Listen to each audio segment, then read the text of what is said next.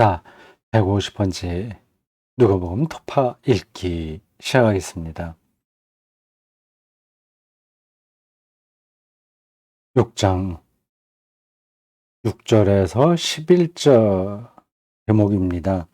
안식일에 손 마른 사람을 고친 예수님의 사건에 관한 이야기입니다. 8절 예수께서 그들의 생각을 하시고 이렇게 시작합니다. 그들의 생각. 이게 뭐예요? 고발할 증거를 찾으려는 생각입니다.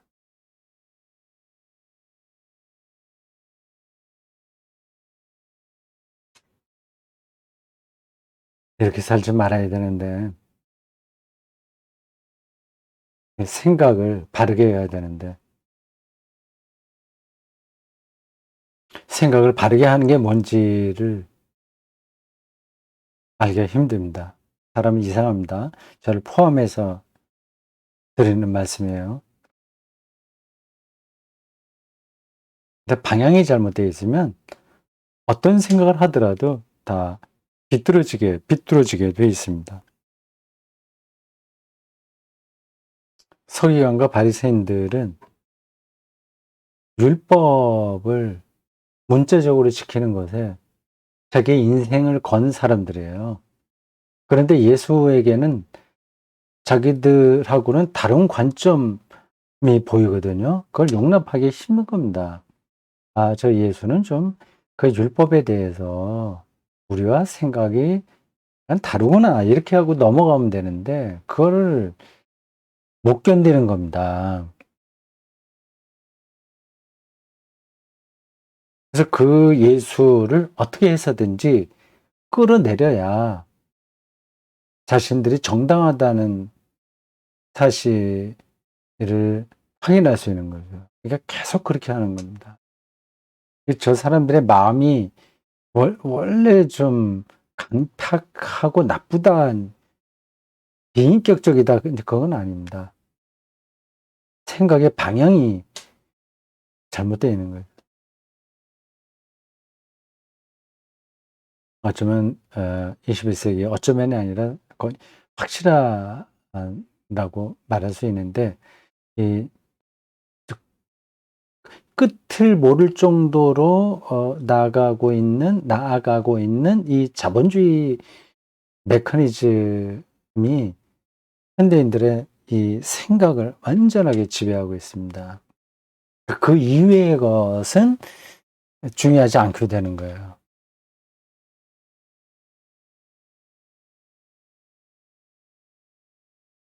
네. 그들의 생각을 아시고. 그 그러니까 뭐 이거는 대화를 해서 해결이 되는 게 아닙니다. 생각이 다른데 어떻게 하겠어요. 뭐 북한을 정복해야 될, 거꾸로 뜨려야 될 대상으로 여기냐, 아니면 대화를 통해서 한 민족의 미래를 같이 열어가야 될 파트너로 여기냐. 그런 데에서 생각이 다르면 대화는 거의 안 됩니다.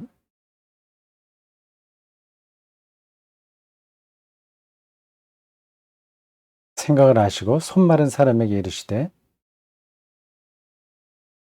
이제 가운데로 서라 하면서 그러한 일종의 퍼포먼스를 실행하십니다. 9절 예수께서 그들에게 이르시되 그 서기관과 바리새인들에게 하는 말씀이죠. 내가 너희에게 묻노니 안식일에 선을 행하는 것과 악을 행하는 것, 생명을 구하는 것과 죽이는 것 어느 것이 옳으냐? 너무 뻔한 질문이죠.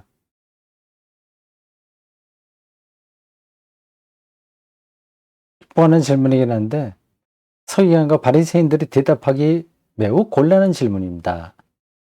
이 안식일이라고 하는 거하고 생명을 구하는 것과 죽이는 것 이게 이상한 관계로 돼 있는 거예요. 서기관과 바리새인들에게는 안식일이라고 하는 그 율법 자체가 절대적인 것이었습니다. 그 안식일에는 뭘 하지 말아야 돼, 뭐 하지 말아야 돼, 뭐 등등 이 안식일 개념 있잖아요. 그게 절대적인 겁니다. 그들이 모르는 게 있었던 거죠. 안식일 이 율법이 왜 나왔는지를 모르는 겁니다. 이건 생명을 살리려고 하는 거거든요. 일주일에 한 번 정도는 하루는 사람이 노동으로부터 해방되어야 하나님의 형상으로 지음받은 인간의 고유한 존엄성이 훼손되지 않는다는 발상에서 안식일 제도가 나온 거거든요. 그렇다면 그 안식일이 생명지향적이라고 하는 사실을 늘 바탕에 놓고 매 사안마다 판단하여 결정해야죠. 그렇게 하지 않고 안식일에는 뭐 불을 피지 말라, 뭐 500m 이상 걷지 말라, 뭐 등등 그런 율법 조항을 절대적인 것으로 적용시키게 되면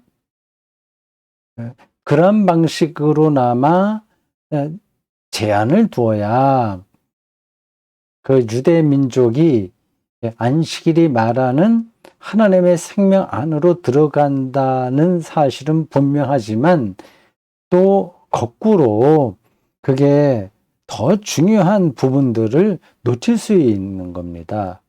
생명을 계량화하게 되는 거죠. 거기에 맞는 얘기는 아닌데.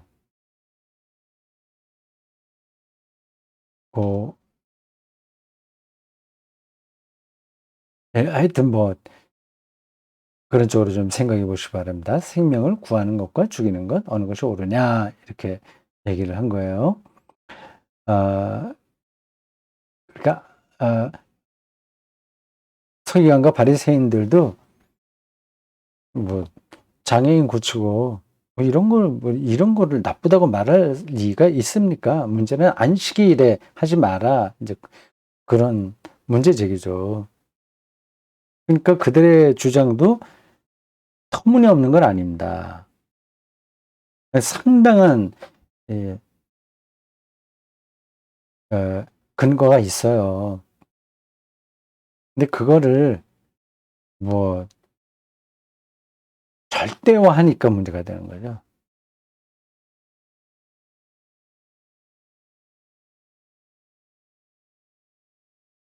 그냥 그 회당에서 손 마른 사람이 있었어요. 예를 들어 설명하는 겁니다. 근데 예수님이 그 사람을 좀 안 됐다 생각해서 그를 위해서 기도해 주고 그래서 그 좀 손이 괜찮아졌다. 그런 일이 그냥 벌어졌다고 합시다. 그러면 이제 서기관과 바리새인들이 나중에 아이고 선생님 요거 잘 하긴 하시는데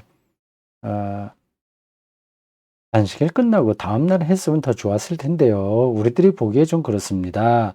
뭐 이 정도로 이야기했으면 예수님도 네 알았습니다. 다음부터 제가 잘 참작하겠습니다. 참고하겠습니다. 그런 반응을 보이지 않았을까요? 근데 이 서기관과 바리새인들은 작심하고 고발할 증거를 찾기 위하여 이제 그 준비를 올가미를 딱 치고 기다렸다는 데 문제가 있는 겁니다. 이런 일들은 우리 뭐 현재에도 많이 일어나죠. 검찰들이 하는 일들, 검찰들이 상당한 경우에는 그렇게도 합니다. 이제 좋게 하는 게 더 많아요. 법을 이제 집행하는 데에서 바르게 하는 일들이 훨씬 많긴 한데 어떤 경우에는 올가미를 이렇게 쳐놓고 기다릴 수도 있는 겁니다. 사람이 원래 그렇습니다. 제도가 만능이 아닙니다. 요즘 검찰 개혁 이야기하지만 그것도 한계가 있는 거예요. 고치긴 해야 되는데 개혁해야 되는데 사람이 바뀌지 않으면 그걸 또 이용합니다. 이게 참 인간 삶의 문제, 이 세상은 참 해결하기가 아주 근원적인 해결은 불가능한 것 같습니다. 사람도 근본에서 변화돼야 되고 제도도 바뀌어야 되고 하는데 이걸 어떻게 다 한꺼번에 할 수 있겠습니까? 불가능한 이야기예요. 그래도 뭐 최선을 다해야죠. 자, 예수님의 말씀에 서기관과 바리새인들이 아마 끽소리 못한 것 같습니다. 네 손을 내밀라. 대단한 아, 제안, 그리고 제시였습니다. 손 쪼그리고만 있지 말고 내밀라. 이게 영적으로도 굉장히 의미심장한 표현들입니다. 왜 이렇게 주눅이 들어있지? 왜 이렇게 두려워하지? 왜 이렇게 딱 힘을 주고 있지? 손을 내밀려면 힘을 빼야 되잖아요. 우리의 삶이 뭔가에 딱 오므리고 있습니다.